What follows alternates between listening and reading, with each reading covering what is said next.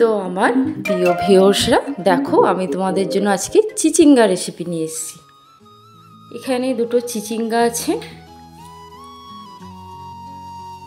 চিচিঙ্গা দুটোকে আমি ভালো করে ছাড়িয়ে পিস পিস করে নেব। তো দেখো আমি কিন্তু এইভাবেই কেটেছি, এইভাবেই সাইজ করেছি।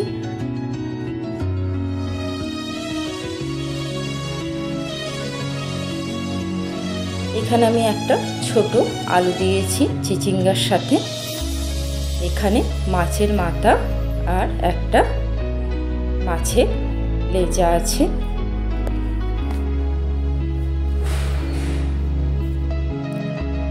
তো কড়াই বসিয়ে দিয়েছি, তেলও গরম হয়ে গেছে। মাছের মাথাগুলো এবার ছেড়ে দেব। মাছের মাথা আমার একটা সাইড ভাজা হয়ে গেছে, অন্যদিকে উল্টে দিলাম। এই যে মাছ সব আমি ভেজে তুলে নিয়েছি।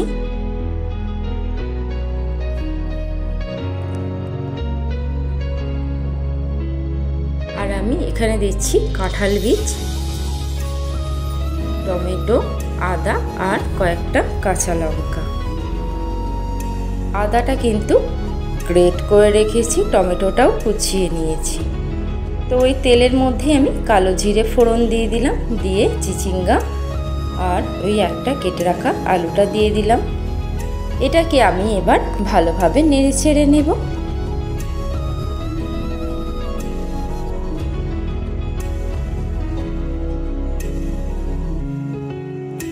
নেড়ে চেড়ে নেওয়ার পর অল্প পরিমাণে একটু লবণ আর হলুদ গুঁড়ো দিলাম, দিয়ে এটাকে একটু হালকা করে ভাজা ভাজা করে নেব।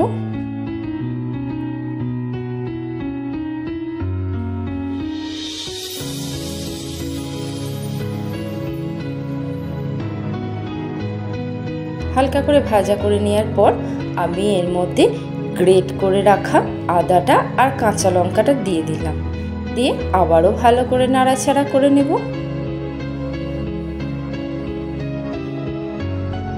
আদাটা যাতে না পুড়ে যায় সেদিকে কিন্তু আমাদের খেয়াল রাখতে হবে।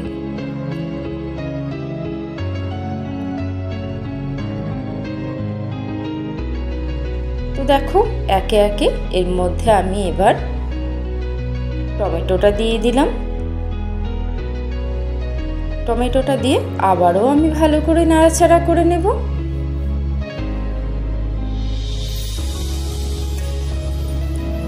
নাড়াচাড়া করে নেওয়ার পর আবার কাঁঠাল বীজগুলো দিয়ে দিলাম, দিয়ে আবারও নাড়াচাড়া করে নেব। তো দেখো তখন কিন্তু চিচিঙ্গার মধ্যে আলুটা দেখা যাচ্ছিল না, এখন যেহেতু চিচিঙ্গাটা একটু কমে এসেছে ওই জন্য আলুটা এবার বোঝা যাচ্ছে। এরপর আমি একে একে লবণ, হলুদ গুঁড়ো,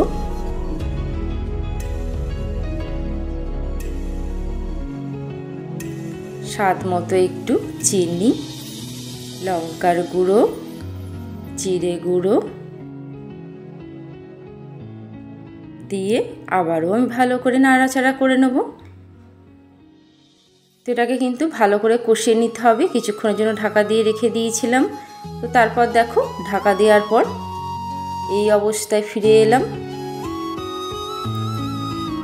এর মধ্যে এবার আমি মাছের মাথাটা দিয়ে দিলাম, দিয়ে আবারও একটু নাড়াচাড়া করে নিচ্ছি। নাড়াচাড়া করে নেওয়ার পর কিছুটা আমি এর মধ্যে জল অ্যাড করলাম। জল অ্যাড করার পর ভালো করে নাড়াচাড়া করে নেব।